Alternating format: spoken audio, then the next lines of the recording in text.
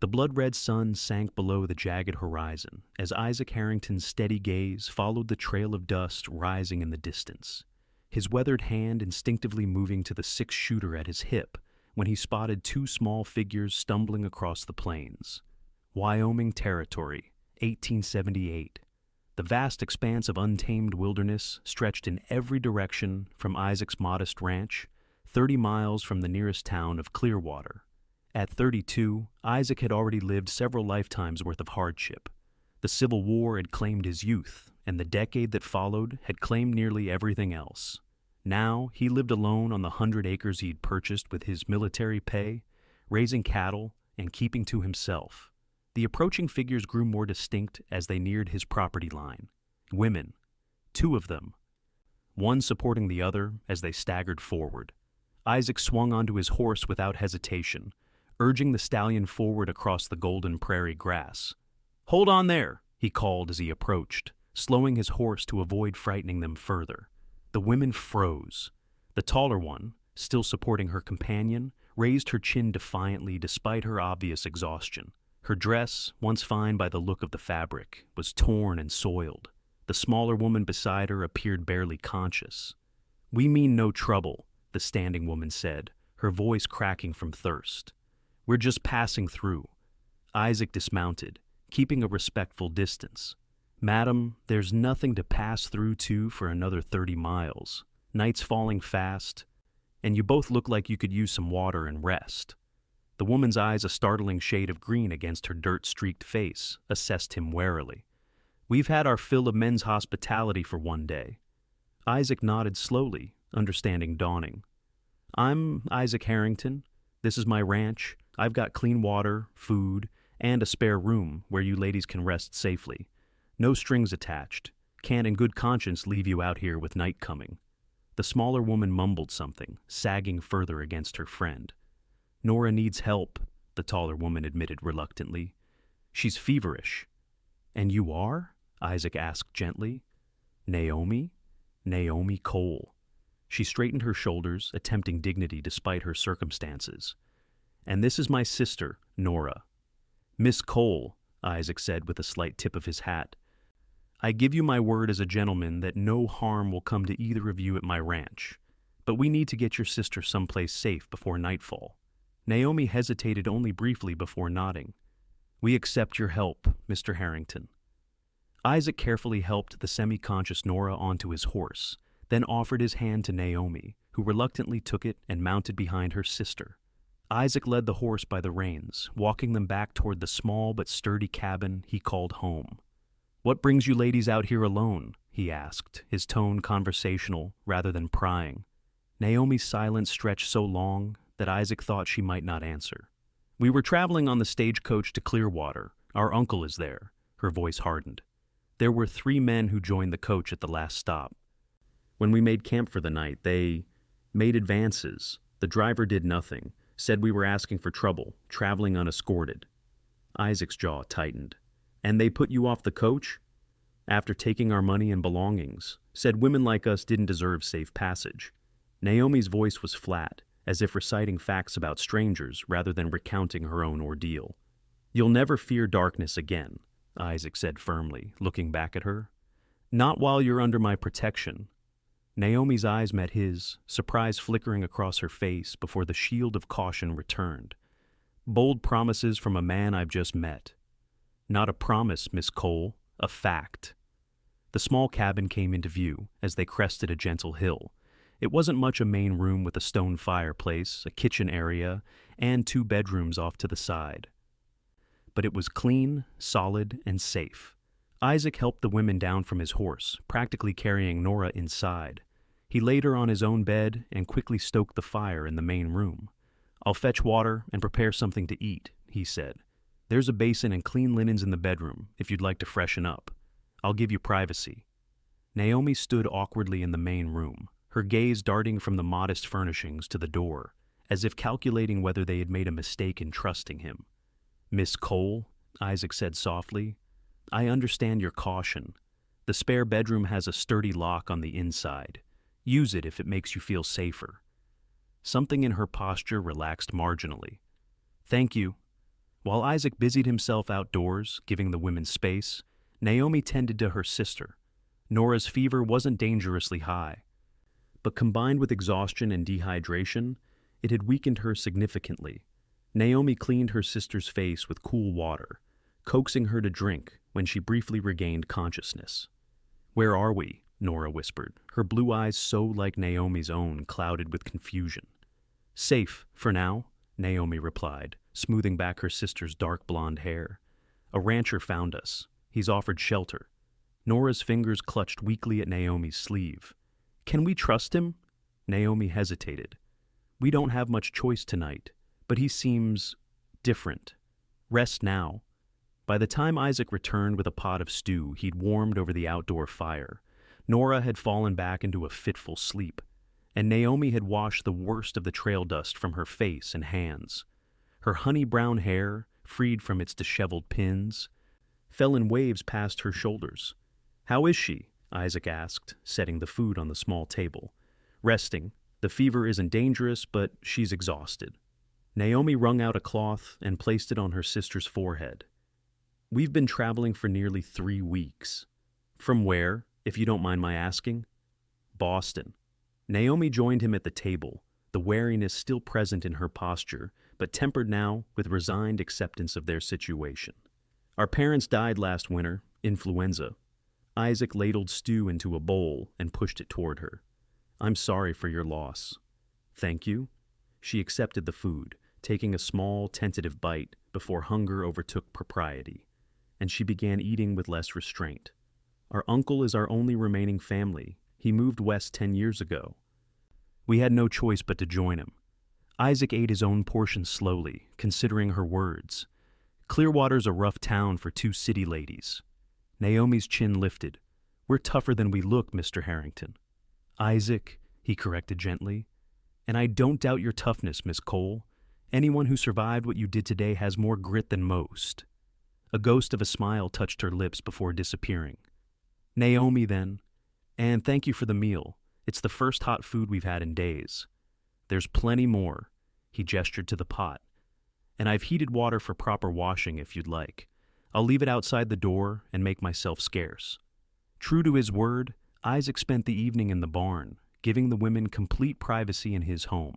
He spread his bedroll in the clean hay of the empty stall next to his horse, thinking about the turn his solitary life had taken in just a few hours. Naomi Cole was unlike any woman he'd encountered in his years on the frontier. Beneath the layer of trail dust and fatigue, he'd glimpsed a refined education and stubborn pride. Her devotion to her sister was evident in every protective gesture, and those eyes keen and intelligent, wary and wounded all at once. Isaac had long ago resigned himself to a bachelor's life. The war had left scars both visible and hidden. The jagged line that ran from his left temple to his jaw was the least of them. The nightmares that still woke him, sweating and shouting, more than a decade after Antietam, were the true wound that never healed. Women found his tall, broad-shouldered frame and sun-weathered features handsome enough, but they inevitably withdrew when they sensed the darkness he carried. He'd stopped trying to explain years ago. Better to live alone than watch another potential companion's eyes fill with pity or fear. But something about Naomi Cole stirred feelings he'd thought long buried. Perhaps it was merely the protective instinct roused by finding her and her sister in such dire circumstances. Whatever the cause, Isaac knew that his peaceful, predictable existence had just become considerably more complicated. Morning arrived with the soft golden light that made Wyoming's harsh landscape appear almost gentle. Isaac had risen before dawn, as was his habit, to tend to the cattle and horses before returning to check on his unexpected guests. He approached the cabin cautiously, not wanting to startle the women. Smoke curled from the chimney, and when he entered, he found Naomi standing at his stove, stirring something in a pot. "Good morning," he said, removing his hat as he stepped inside. She turned, a faint flush coloring her cheeks. "I hope you don't mind. I found coffee and some cornmeal." "Not at all." He hung his hat on a peg by the door. "How's your sister?" "Better." Naomi gestured toward the bedroom. "The fever broke during the night. She's still sleeping." Isaac nodded, acutely aware of how different his cabin felt with her presence. The morning light caught the reddish highlights in her brown hair, now neatly braided and pinned up again. She'd done her best to repair the damage to her dress, but it remained torn in several places. "I need to ride into town today," he said. "We're running low on supplies. And I should send word to your uncle that you're safe." Naomi's expression tightened. "How far is Clearwater?" 30 miles. I can make it there and back by tomorrow afternoon." She nodded slowly. "We can't impose on you any longer than necessary. Once Nora is strong enough." "You're not imposing," Isaac interrupted gently. "And you're welcome to stay until you're both fully recovered." Their eyes met across the small room, and something unspoken passed between them, an acknowledgement of the unusual circumstances that had brought them together and the tenuous trust beginning to form. "Thank you," Naomi said finally. "Your kindness is unexpected."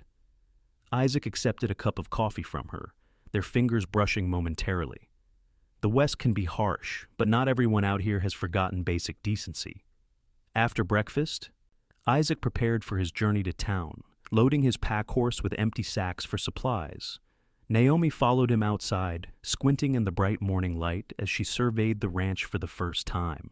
The main house was modest but well-maintained, with a covered porch spanning its front. A large barn stood nearby, along with several corrals and outbuildings. Beyond, cattle grazed on the rolling grassland that stretched toward distant mountains. "It's beautiful," Naomi said softly. "Wilder than I imagined, but beautiful." Isaac paused in his preparations. "It grows on you. Took me a while to appreciate the emptiness after the crowded East." "You fought in the war?" she asked, noting the way he favored his right leg slightly when he walked. He nodded once. "Union cavalry. Seems like another lifetime now." "My father was too old to fight, but he contributed to the cause." Naomi wrapped her arms around herself, the morning still carrying a chill. "Is there anything I can do while you're gone? I'm not entirely helpless around a home." Isaac considered her offer. "There's laundry that's been neglected for too long. Garden could use weeding if you've a mind to. But don't feel obligated." "I'd prefer to be useful," she said firmly. "It will help keep my thoughts occupied." Before mounting his horse, Isaac showed her where he kept his rifle and ammunition. "Just in case," he explained. "It's rare to have trouble out here, but better you know how to defend yourselves if needed." Naomi took the rifle, testing its weight with surprising familiarity. "Father insisted we learn. Said proper ladies should be able to protect themselves." A smile tugged at Isaac's mouth. "Smart man, your father." As he prepared to leave, Naomi touched his arm lightly. "Mr. Harrington, Isaac, be careful. The men who abandoned us, they were heading toward Clearwater." The warmth of her concern spread through him. "I will. Lock the doors at night, and don't hesitate to use that rifle if anyone but me approaches." The ride to Clearwater gave Isaac time to think, the steady rhythm of his horse's hooves matching the tumult of his thoughts. He hadn't shared his home with anyone in years, let alone two young women from the civilized East. The sudden disruption to his solitary existence should have been unwelcome, yet he found himself hurrying toward town, eager to complete his business and return. Clearwater had grown considerably since Isaac's last visit, now boasting 2 saloons instead of 1, a proper hotel, and several new storefronts along its dusty main street. The promise of silver in the nearby hills had drawn prospectors and the businesses that catered to them. Isaac's first stop was the telegraph office, where he inquired about a Mr. Cole. "Old Ezra Cole?" The telegraph operator scratched his beard. "Lives about 5 miles north of town. Has a small claim he works. His nieces were traveling to join him. Stage was due yesterday." The operator shook his head. "Stage came in, but no ladies aboard. Driver said they'd changed their minds back at Fort Laramie. Decided to wait for the next coach." Anger flashed through Isaac. The driver had lied to cover his complicity in abandoning the women. "I need to send a message to Cole. His nieces are safe at my ranch." After dispatching the telegram, Isaac made his way to the general store. As he selected flour, coffee, and other necessities, he found himself lingering over items he wouldn't normally consider: a bolt of sturdy cotton fabric, sewing notions, a bar of scented soap. "Building a hope chest, Harrington?" The storekeeper's wife raised an eyebrow at his unusual selections. Isaac felt heat rise in his face. "Just some items for guests." Female guests, by the look of it, she said with a knowing smile. First I've heard of any woman setting foot on your property in all these years. Isaac ignored the implied question. Add these to my order, he said, placing several tins of peaches and a package of peppermint drops on the counter. His next stop was the sheriff's office, where he reported what had happened to the Cole sisters. Sheriff Miller, a grizzled veteran of both the war and frontier law enforcement, listened with growing anger. "Damn disgrace," Miller said when Isaac finished. "You get a good look at these men?" "Never saw them myself. The ladies described 3 rough-looking men who boarded at Fort Laramie. One had a distinctive scar across his nose." Miller nodded grimly. "Sounds like the Hatcher brothers and their cousin. They've been causing trouble up and down the territory. I'll keep an eye out, but they don't usually linger in one place long." Before leaving town, Isaac stopped at the hotel for a hot meal. The dining room was crowded with miners, drummers, and the occasional respectable townsfolk. He had just finished his steak when a commotion at the bar caught his attention.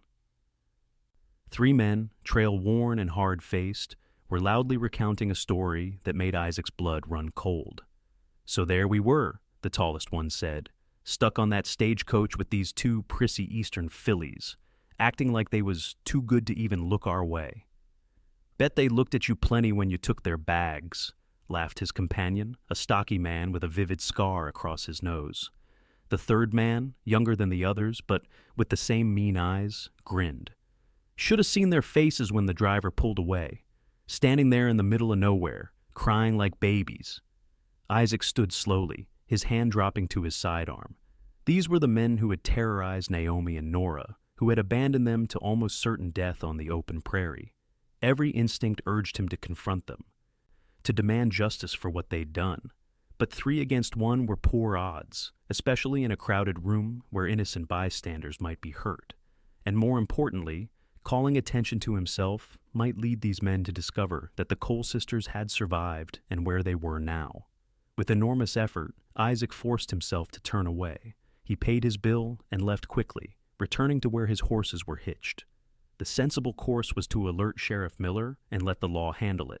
But as he mounted his horse, he saw the 3 men exiting the hotel, heading toward the livery stable. Isaac waited in the shadows until they emerged on horseback, then followed at a discreet distance as they rode out of town. They headed north in the direction of Ezra Cole's claim. The realization struck Isaac like a physical blow. These men had stolen the women's belongings, which likely included letters with their uncle's location. Now they were going to rob the old man as well, perhaps thinking he might have valuables waiting for his nieces. Isaac urged his horse faster, taking a parallel route that would allow him to reach Cole's claim without being spotted by the Hatchers. The pack horses slowed him somewhat, but he knew this territory better than they did. Ezra Cole's homestead came into view just as the sun began its descent toward the western mountains. It was a small cabin with a partially collapsed lean-to beside it, situated near a creek that cut through a narrow valley. Isaac could see an old man chopping wood in the yard, unaware of the danger approaching. Isaac dismounted quickly, securing his horses behind a stand of cottonwoods.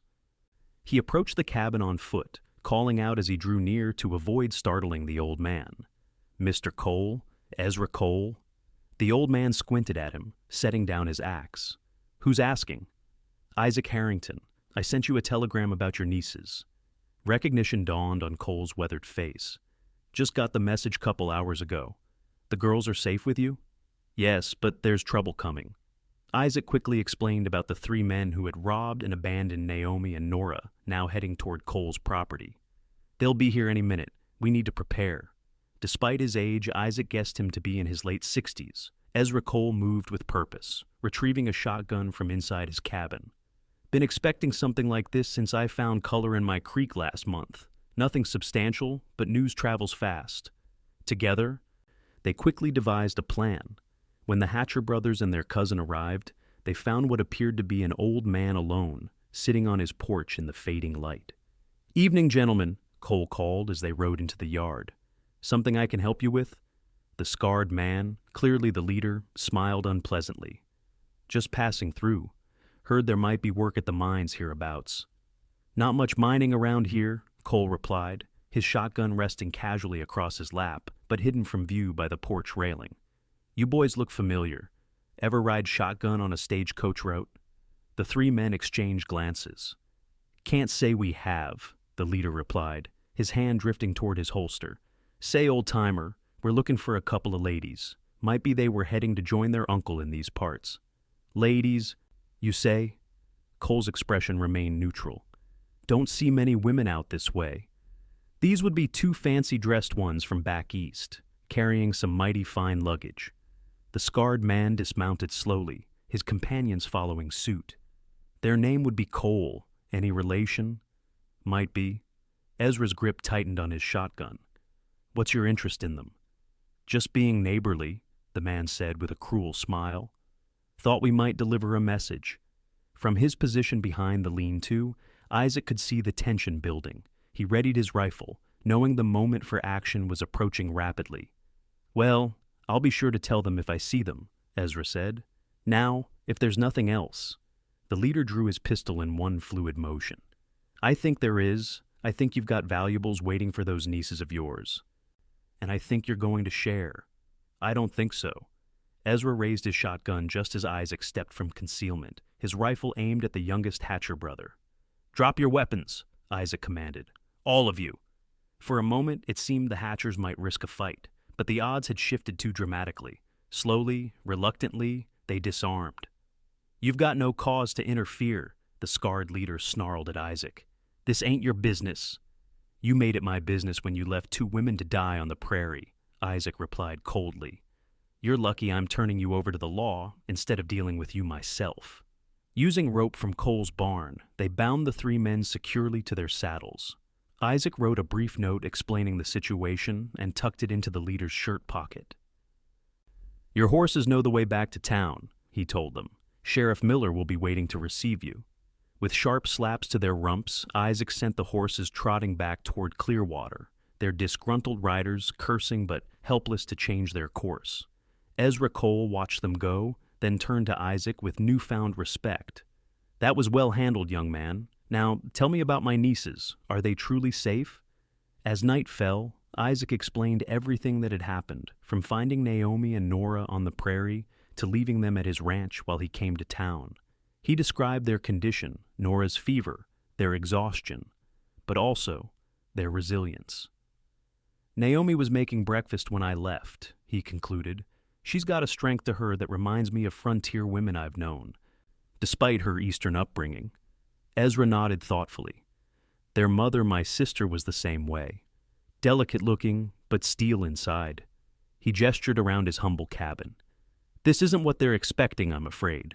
I wrote to them about my silver claim, but I may have exaggerated its prospects. Isaac took in the sparse furnishings and leaking roof. You live alone out here? Since my wife passed 3 years ago. Ezra sighed heavily. Thought I'd make a strike that would give the girls a better start out here. So far, just enough color to keep me hoping. They spoke long into the night, the old man sharing stories of his nieces as children, and Isaac describing his own journey from Pennsylvania, farm boy to Union soldier to Wyoming rancher. By morning, a plan had formed between them. You're sure about this? Isaac asked as they prepared to ride to his ranch. Ezra nodded firmly. It's the right thing for all concerned. The girls need stability, not an old man's pipe dreams. And you? He gave Isaac a knowing look.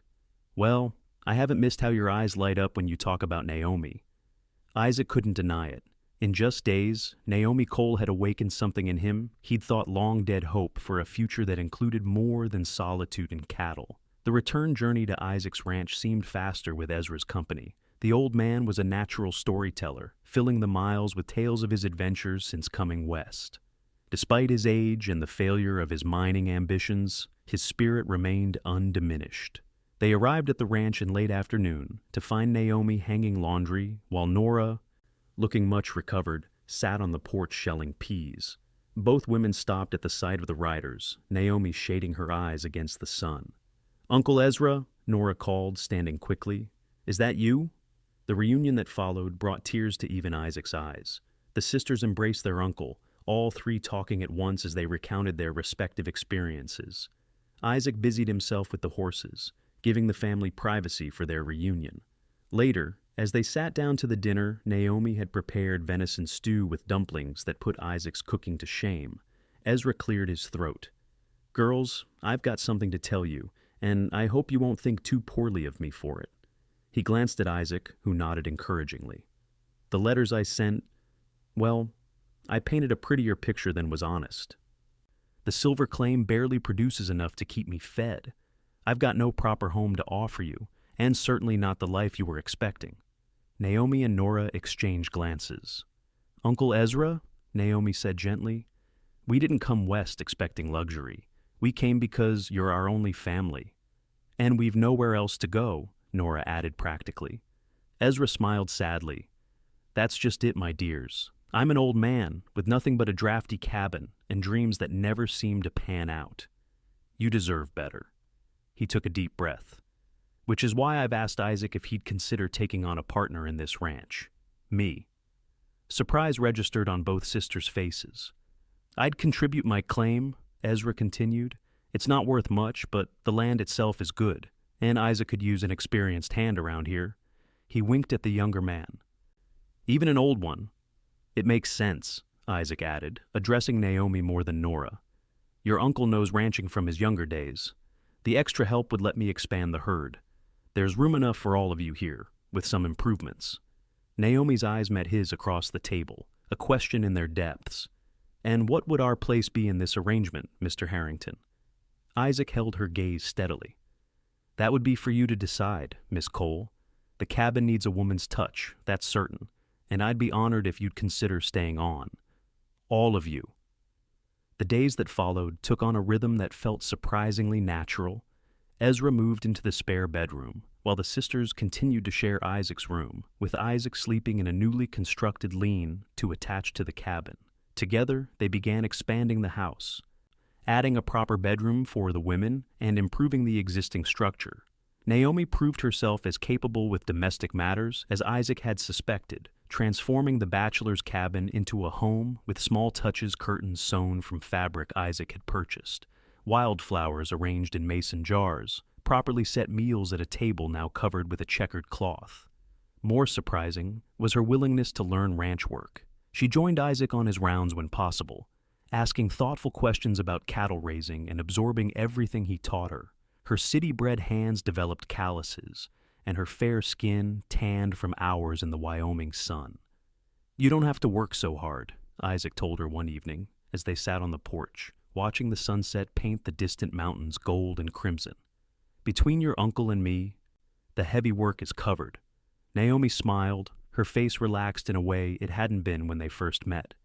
"I've never been one for idleness. Besides, I find I enjoy it being useful, learning new skills." She looked out at the land stretching before them. "There's a freedom here I never knew in Boston." "Freedom comes with hardship," Isaac reminded her. "The best things usually do." Her green eyes turned to him. "You've given us so much, Isaac. A home when we had none, safety when we were vulnerable. You've given back as much," he said softly. "This place wasn't truly a home until you came." Something changed between them. After that evening, a barrier lowered, a possibility acknowledged. Isaac found reasons to work alongside Naomi, to teach her to ride properly, to share the quiet moments at day's end. And Naomi, for her part, sought his company equally, her initial wariness replaced by a growing trust and affection. Nora watched their budding relationship with obvious approval. Less delicate than she had first appeared, she had recovered fully from her ordeal and thrown herself into learning the domestic arts from her uncle, who proved surprisingly knowledgeable about cooking and preserving food. "My sister is happier than I've seen her in years," Nora confided to Isaac one morning as they collected eggs from the small chicken coop he'd built. "She carried so much after our parents died, all the arrangements, the decisions, the worry about my future. It aged her before her time." "She's remarkable," Isaac agreed. "Both of you are." Nora smiled impishly. "But it's not both of us that has you riding fence lines with a silly grin on your face, Mr. Harrington." Isaac couldn't deny it. At 32, he had resigned himself to bachelorhood, convinced that the war had taken not only his innocence, but his capacity for the tenderness a good woman deserved. Yet Naomi had awakened those feelings so naturally that he barely recognized the transformation in himself until it was complete. Summer gave way to early autumn, the days growing shorter and the nights crisper. The ranch prospered under their combined efforts, with Ezra's knowledge of animal husbandry complementing Isaac's strength and determination. They added a milk cow, expanded the chicken coop, and laid in ample supplies for the coming winter. It was during the harvest moon, when they'd spent a long day bringing in the small crop of corn from Isaac's kitchen garden, that he finally found the courage to speak what had been in his heart for months. They sat together on a quilt spread beneath a cottonwood tree, the remains of a picnic lunch between them. Ezra had taken Nora into town for supplies, leaving Isaac and Naomi alone on the ranch for the first time since that initial journey to Clearwater. "I've been thinking," Isaac began, uncharacteristically nervous, "about the future." Naomi looked up from the sock she was darning, her face flushed from the day's work, but her eyes bright with contentment. "What about it? Winter's coming. Snow will make travel difficult.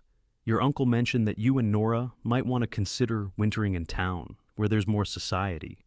He hesitated. "I wanted to know your thoughts on the matter. Are you trying to be rid of us, Mr. Harrington?" Naomi asked, a teasing smile playing at her lips. "Just the opposite." Isaac took a deep breath. "I'm trying to find the courage to ask you to stay, permanently, as my wife." The sock dropped from Naomi's hands. "Isaac, I know it's sudden," he continued hurriedly, "and I know I'm not the sophisticated type of man you might have pictured for yourself back in Boston. But these past months, Naomi, you've brought life back to this place, back to me." Naomi's eyes filled with tears, but her smile was radiant. "I thought perhaps I was imagining it the way things have changed between us." "You weren't imagining anything." Isaac reached for her hand. "I love you, Naomi Cole. I think I started falling the moment I saw you standing so brave and defiant on the prairie, protecting your sister despite your own fear. And I think I started falling when you promised we'd never fear darkness again," she whispered, and then kept that promise, day after day. "Is that a yes?" Isaac asked, hardly daring to believe. Naomi's answer was to lean forward and press her lips to his, a kiss that spoke of newfound love and the promise of a shared future. Their wedding took place the following Sunday, a simple ceremony performed by the circuit-riding preacher who visited Clearwater monthly. Nora stood as her sister's witness, while Ezra proudly gave the bride away. The entire population of the small town turned out for the celebration afterward, curious about the Eastern ladies who had tamed the solitary rancher. "Never thought I'd see the day," Sheriff Miller commented as he congratulated the couple. "Isaac Harrington was the last man I expected to see hitched." "Love finds us when we least expect it," Ezra said sagely, clapping the lawman on the shoulder. "Sometimes it just takes the right woman to open a man's eyes to what he's been missing." As for Nora, she found herself surrounded by attentive young men eager to court the pretty Eastern lady with the gentle manner and musical laugh. But it was the town's schoolteacher, a serious young man named Joseph Bennett, who eventually won her heart with his quiet intelligence and respect for her independence. Winter descended on the Wyoming Territory with its usual ferocity, but within the expanded cabin on the Harrington Ranch, warmth and happiness abounded. Isaac and Naomi settled into married life with a naturalness that surprised them both, their different backgrounds complementing rather than conflicting.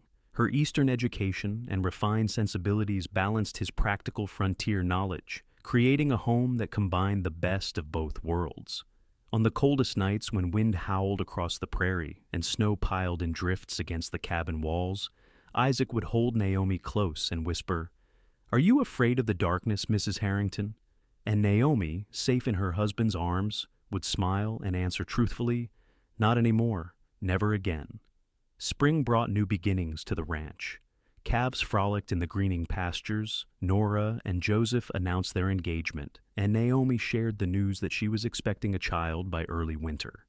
"A baby!" Isaac marveled, his hand gently resting on his wife's still flat abdomen. "Our baby. The first of many." "I hope," Naomi said, covering his hand with her own. "This ranch needs children to inherit all we're building." And build they did. Over the years that followed, the Harrington Ranch grew into one of the most prosperous in the territory.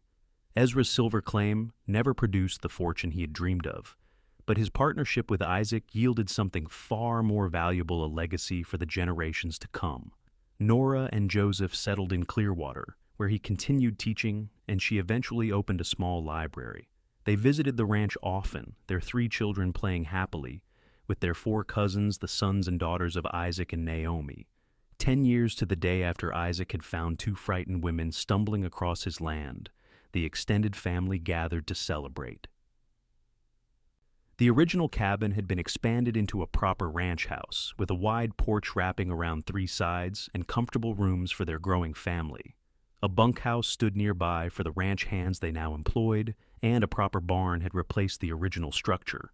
As twilight descended and the children played tag in the yard, Isaac found Naomi standing alone on the porch, looking out at the land they had nurtured together. "Happy anniversary, Mrs. Harrington," he said softly, coming to stand beside her. She turned to him with the same smile that had captivated him a decade earlier, though now laugh lines framed her still vibrant green eyes. 10 years.